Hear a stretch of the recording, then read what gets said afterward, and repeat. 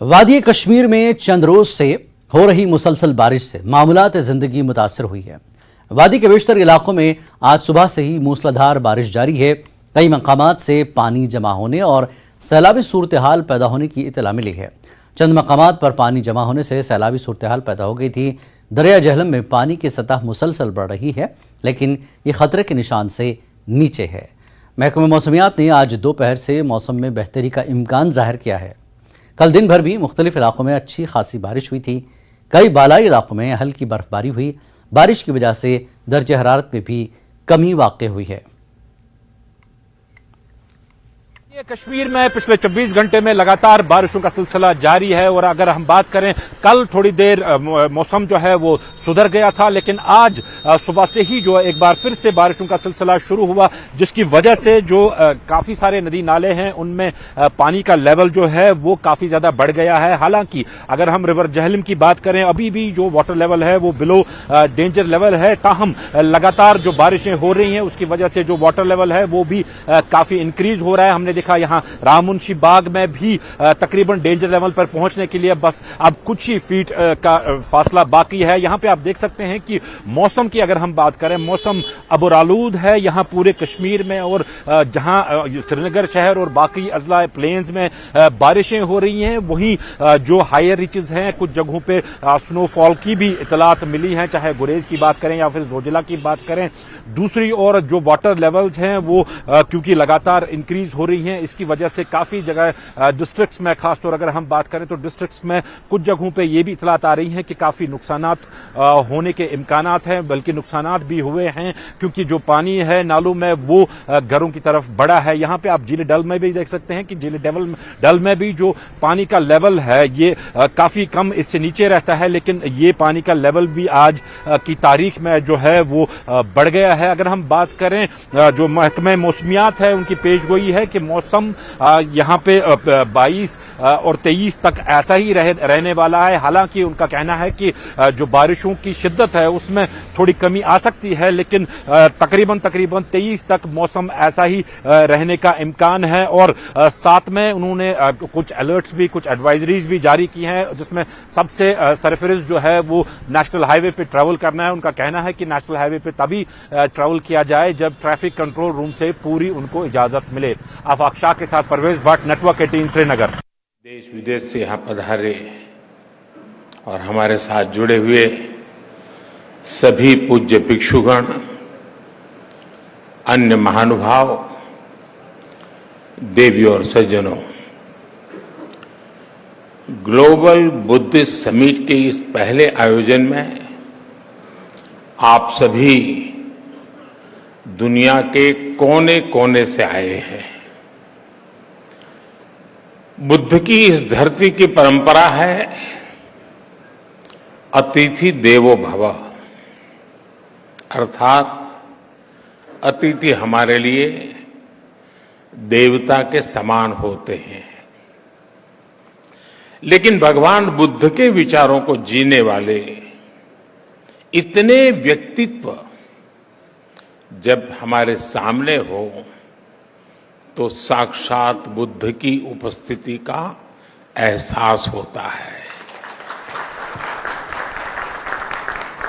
क्योंकि बुद्ध व्यक्ति से आगे बढ़कर एक बोध है, बुद्ध स्वरूप से आगे बढ़कर एक सोच है, बुद्ध चित्रण से आगे बढ़कर एक चेतना है, और बुद्ध की ये चेतना चिरंतर है, निरंतर है। ये सोच शाश्वत है, ये बोध अविस्मरणीय है। इसलिए आज इतने अलग अलग देशों से, इतने अलग अलग भौगोलिक सांस्कृतिक परिवेश से लोग यहां एक साथ उपस्थित है, यही भगवान बुद्ध का वो विस्तार है जो पूरी मानवता को एक सूत्र में जोड़ता है। हम कल्पना कर सकते हैं दुनिया के अलग अलग देशों में बुद्ध के करोड़ों अनुयायियों का ये सामर्थ्य जब एक साथ कोई संकल्प लेता है तो उसकी ऊर्जा कितनी असीम हो जाती है। जब इतने सारे लोग विश्व के बेहतर भविष्य के लिए एक विचार के साथ काम करेंगे तो भविष्य निश्चित रूप से भव्य ही होगा। और इसलिए मुझे विश्वास है पहली ग्लोबल बुद्धिस्ट समिट इस दिशा में हम सभी देशों के प्रयासों के लिए एक प्रभावी मंच का निर्माण करेगी।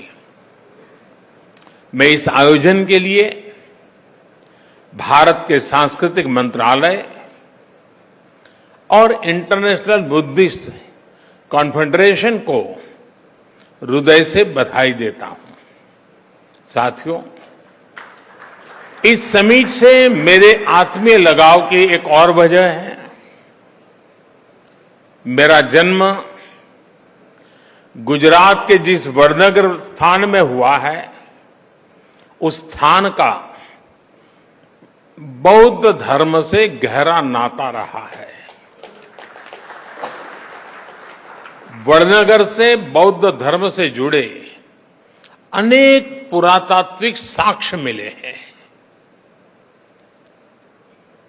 कभी बौद्ध यात्री हुएन संघ ने भी वडनगर का दौरा किया था और यहां पर मैंने जब प्रदर्शनी देखी, एक्सकेवेशन में जो चीजें लगी हैं, बहुत सारी चीजें विस्तार से यहां रखी हुई है। और संयोग देखिए कि जन्म मेरा वडनगर में हुआ और काशी का मैं सांसद हूं और वहीं सारनाथ भी स्थित है। साथियों, ग्लोबल बुद्धिस्ट समिट की मेजबानी का एक ऐसे समय में हो रही है जब भारत ने अपनी आजादी के 75 वर्ष पूरे किए हैं। भारत अपनी आजादी का अमृत महोत्सव मना रहा है। इस अमृत काल में भारत के पास अपने भविष्य के लिए विशाल लक्ष्य भी है और वैश्विक कल्याण के लिए नए संकल्प भी है। भारत ने आज अनेक विषयों पर विश्व में नई पहल की है और इसमें हमारी बहुत बड़ी प्रेरणा भगवान बुद्ध ही है। साथियों, आप सभी परिचित है कि बुद्ध का मार्ग है परियक्ति, पटिपत्ति और पटिवेद, यानी थियोरी, प्रैक्टिस एंड रियलाइजेशन।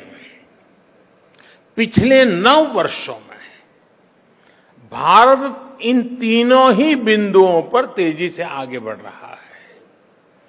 हमने भगवान बुद्ध के मूल्यों का निरंतर प्रसार किया है। हमने बुद्ध की शिक्षाओं को जन जन तक पहुंचाने के लिए एक समर्पण भाव से काम किया है।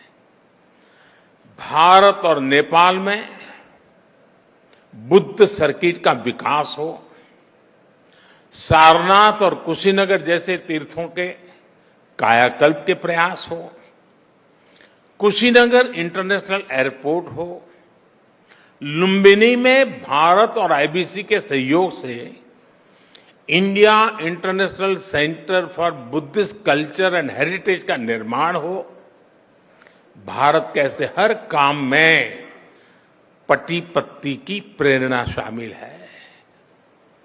ये भगवान बुद्ध की शिक्षाओं का प्रतिवेद ही है कि भारत विश्व के हर मानव के दुख को अपना दुख समझता है।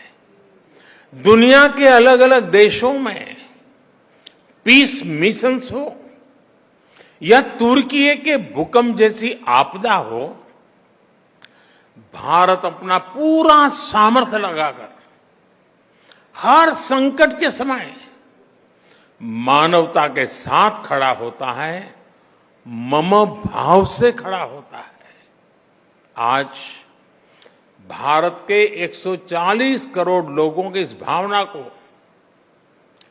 दुनिया देख रही है, समझ रही है और स्वीकार भी कर रही है।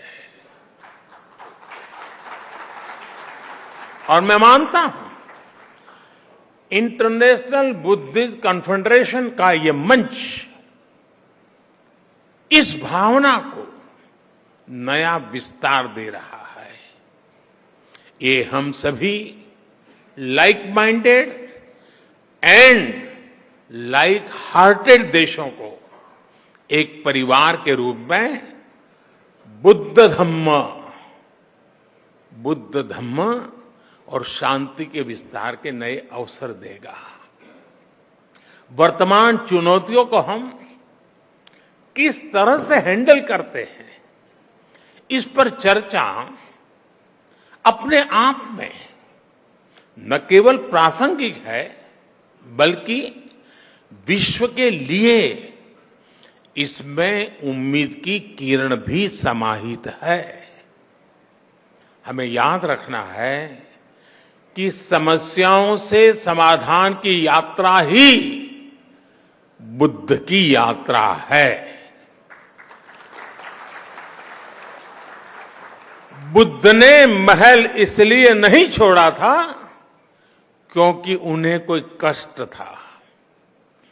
बुद्ध ने महल, राजसी ठाठ बाट उसे इसलिए छोड़ा था क्योंकि उनके लिए उपलब्ध सब सुख सुविधाओं के बाद भी दूसरों के जीवन में दुख था।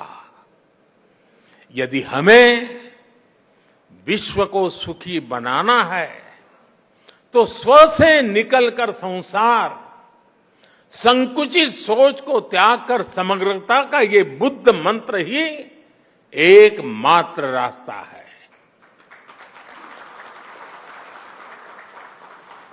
हमें हमारे आसपास गरीबी से जूझ रहे लोगों के बारे में सोचना ही होगा। हमें संसाधनों के अभाव में फंसे देशों के बारे में सोचना ही रहेगा। एक बेहतर और स्थिर विश्व की स्थापना के लिए यही एक मार्ग है, यही आवश्यक है। आज ये समय की मांग है कि हर व्यक्ति की, हर राष्ट्र की प्राथमिकता अपने देश के हित के साथ ही विश्व हित भी हो, ग्लोबल वर्ल्ड इंटरेस्ट भी हो। साथियों, ये बात सर्वस्वीकार्य है कि आज का ये समय इस सदी का सबसे चैलेंजिंग समय है।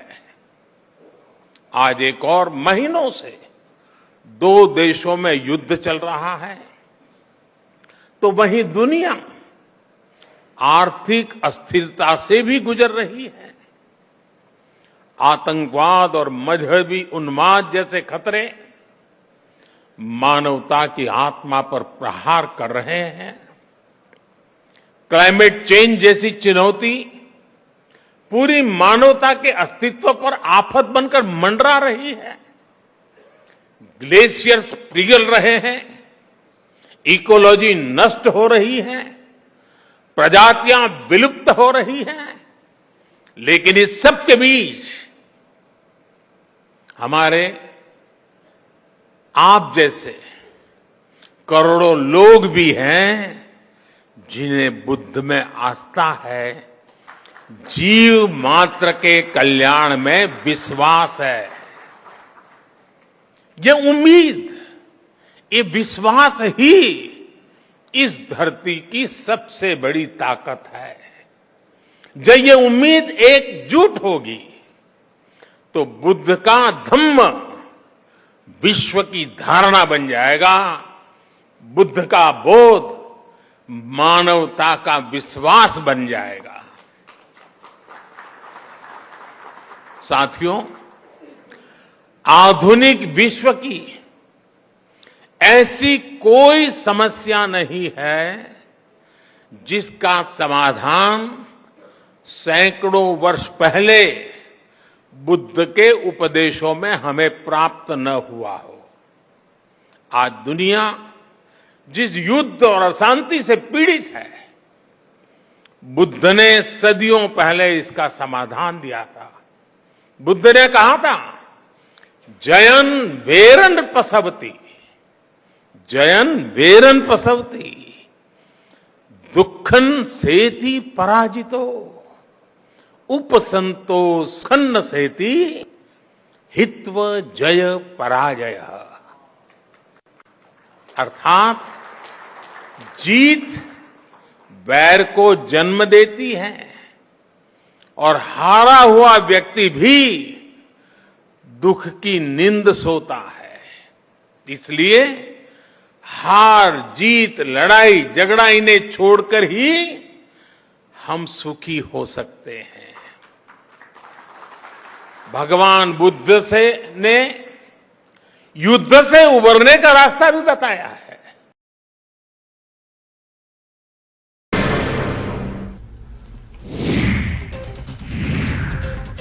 कांग्रेस की कार्यशाला में बोले सीएम गहलोत, हमने सर्वे किया है, प्रदेश में जीत रही है कांग्रेस। कार्यकर्ताओं से की अपील, राजनीति के चक्कर में न पड़े, लोगों को योजनाओं के बारे में बताएं।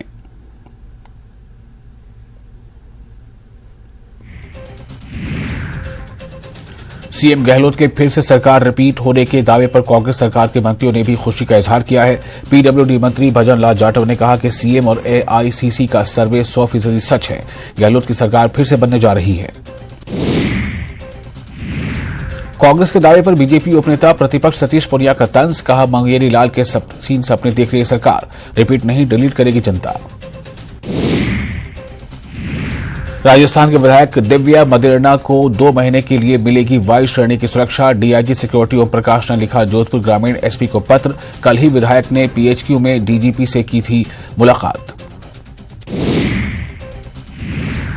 तीसरे दिन भी नहीं उठा राम प्रसाद मीणा का शव। सांसद दिया कुमारी ने धरना स्थल पर परिजनों से की मुलाकात, कहा दोषी कौन है सब जानते हैं, इनको मिलनी चाहिए सजा। झालावाड़ पुलिस ने फर्जी आईडी बनाकर सोशल मीडिया पर अश्लील कंटेंट के माध्यम से नाबालिग छात्राओं से ऑनलाइन सेक्सटॉर्शन के आरोपी को गिरफ्तार कर लिया है। पुलिस ने आरोपी के कब्जे से मोबाइल, लैपटॉप समेत ब्रॉडबैंड और कई उपकरण भी जब्त किए हैं। सीएम अशोक गहलोत ने आईपीएल का मैच देखा, स्टेडियम में और इस वक्त की एक अहम और बड़ी खबर आपको दे दें, हतक इज्जत के मामले पर आई है राहुल गांधी को झटका। जी हां, राहुल गांधी को झटका लगा है। राहुल की अर्जी खारिज, सजा पर रोक से मुताल्लिक अर्जी खारिज की गई है। बड़ी खबर इस वक्त की, सूरत कोर्ट का फैसला आया है। हाई कोर्ट का दरवाजा खटखटाएंगे राहुल गांधी। बड़ी खबर, राहुल की अर्जी सूरत कोर्ट में खारिज कर दी गई है। अब हाई कोर्ट का दरवाजा खटखटाएंगे। सजा से मुताल्लिक रोक पर राहुल की अर्जी खारिज कर दी गई है। बड़ी खबर इस वक्त की, राहुल के मामले में, हतक इज्जत मामले में राहुल गांधी को झटका लगा है। राहुल की अर्जी खारिज कर दी गई है। सजा पर रोक से मुताल्लिक अर्जी खारिज कर दी गई है। सूरत कोर्ट का ये फैसला है। हाई कोर्ट का दरवाजा खटखटाएंगे अब राहुल गांधी। तो बड़ी खबर, हतक इज्जत मामले में राहुल गांधी को राहत नहीं मिली है। सूरत कोर्ट ने अर्जी खारिज कर दी है। अब हाई कोर्ट का दरवाजा खटखटाएंगे राहुल गांधी।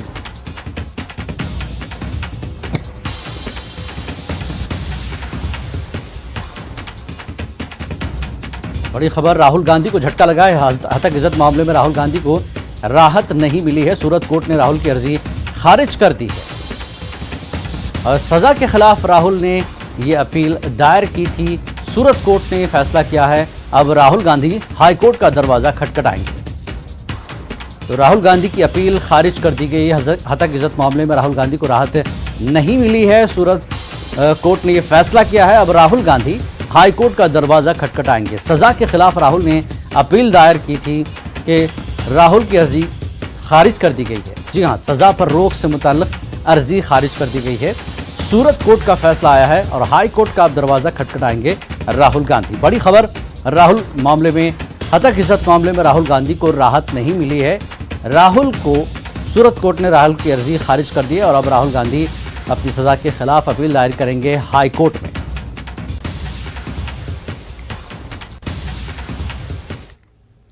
आगे बढ़ेंगे। जिला कुलगाम में गुज़श्ता दिनों से हो रही मुसलसल बारिशों के बाद नाला विशु और दीगर नदी नालों में पानी का बहाव काफ़ी बढ़ गया है। इसकी वजह से गुज़श्ता रोज़ सैलाबी सूरत हाल पैदा हो गई थी। उधर आज सुबह से ही मौसम में कुछ बेहतरी आने से उम्मीद की किरण पैदा हो गई। गुज़श्ता रोज़ नाला विशु में पानी की वजह से अटंजन पुल ज़ेर आब आ गया था। इससे ट्रांसपोर्ट सर्विस मुतासर हुई। जिला इंतजामिया ने फौरी इक़दाम उठाते हुए लोगों को सहूलत पहुँचाने का काम शुरू किया।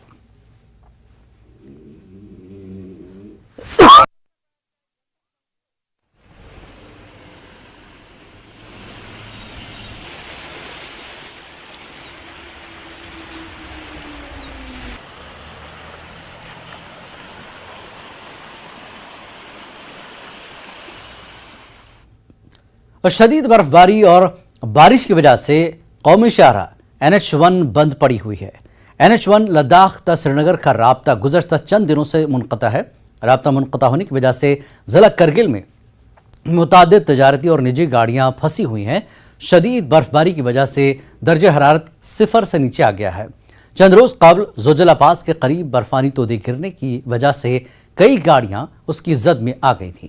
इस बीच सयाहों को करगिल से आगे जाने की फिलहाल इजाज़त नहीं दी गई है। शाहराह बंद रहने से करगिल और आसपास के इलाकों में ईद के लिए दरकार ज़रूरी सामान की कमी है। द्रास और कई इलाकों में बर्फबारी और बारिश का सिलसिला जारी है।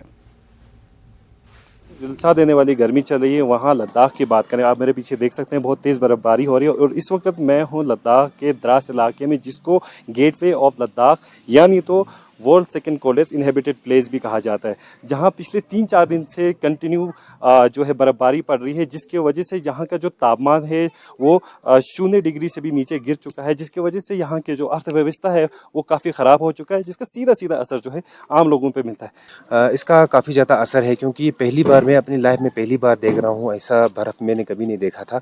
इससे कहीं ना कहीं जो एसेंशियल जो कम्युनिटीज़ है, खासकर जब हम जोजिला पास के हवाले से बात करें, जोजिला भी जो है 2 या 3 दिन है आज जो है जोजिला पास जो है एक ऐसी एक लाइफ लाइन है जो लद्दाख को, पूरे खिते लद्दाख को पूरे देश और दुनिया के साथ जोड़ती है। उस पर भी उसका असर मिला है। तो काफ़ी ज़्यादा एवलांच वहाँ पे आए हैं। रिसेंटली ऐसे केसेस वहाँ पे हमें देखने को मिले, एवलांच केसेस। तो जोजिला पास भी बंद हुआ है सर, लोगों को बहुत ही प्रॉब्लम है। अब आने वाले टाइम में ईद भी आ रही है, ईद की शॉपिंग्स अभी लोगों ने किया नहीं है। तो कहीं ना कहीं खासकर लोकल बात करें तो लोगों के अंदर काफ़ी ज़्यादा खचास है कि अगर ये ज़्यादा बर्फ़ हुआ तो कहीं ना कहीं जिस तरह हम देख रहे हैं कि जो ये तापमान है वो बुरी तरह, खासकर हम आज रात की ही बात करें, जिस तरह जो है तापमान जो है बुरी तरह नीचे गिर चुका है, 0 से भी नीचे गया। क्या ऐसा कुछ है कि जिस तरह विंटर में खासकर सेकंड कोल्डेस्ट इनहेबिटेड प्लेस में बोला जाता है, बुखारियाँ क्या यहाँ शुरू कर दिया? सर, अभी कल ही बुखारियाँ जो है लोगों ने शुरू किया है, क्योंकि तापमान बिल्कुल -8 -5 पे गया है। तो कहीं ना कहीं काफ़ी ज़्यादा अचानक टेम्परेचर जो है बिल्कुल डाउन हो गया है। तो काफ़ी ज़्यादा लोगों को प्रॉब्लम हो रहा है सर्वाइव करने का, और बहुत सारे पैसेंजर्स भी, स्ट्रेंज पैसेंजर भी फंसे हुए हैं।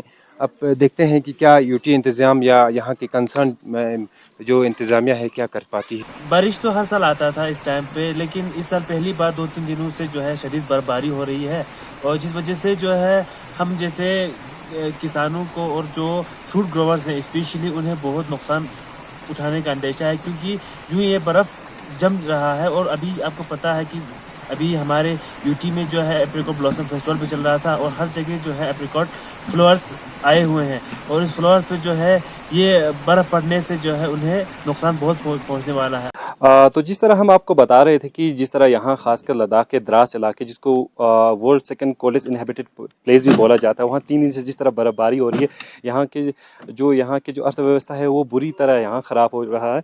और यहाँ मेरे साथ कुछ जैसे कि आप मेरे पीछे देख सकते हैं कि कुछ टूरिस्ट हैं, ये यहाँ फंसे हुए, इनसे हम बात करने की कोशिश करेंगे। सर, आपका नाम क्या है? जी, मेरा नाम वसीम है। आप यहाँ कितने दिन से फंसे हैं, क्या कुछ कहना चाहेंगे? मैं यहाँ पर 2-3 दिन से फंसा हूँ। यहाँ पर काफ़ी हैवी स्नोफॉल हो रहा है। हम घर जाना चाहते थे मगर यहाँ पर फंसे पड़े हैं। ये पहले भी आ चुका हूँ मैं अपने फैमिली के साथ, मगर मैंने ये इतनी सारी बर्फ़ एक साथ देखी नहीं थी। पहले भी बहुत टाइम पहले भी आया था यहाँ पर, मगर ऐसी बर्फ़ नहीं गिर रही थी। आज बहुत ज़्यादा ही बर्फ़ देख रहा हूँ मैं यहाँ पर। तो जिस तरह आप देख रहे हैं कि लोग यहाँ जो है काफ़ी परेशान हैं, अनएक्सपेक्टेड जो स्नोफॉल हो रहा है, जिस तरह अभी तक मैं बताऊँ 3-4 दिन में यहाँ जो है कम से कम 5-6 इंच जो है बर्फ़ यहाँ गिर चुका है। तो इस वजह से लोग जो है काफ़ी परेशान हैं। लद्दाख से मैं नूरुल इस्लाम। इस बुलेटिन में फिलहाल इतना ही। नमस्कार।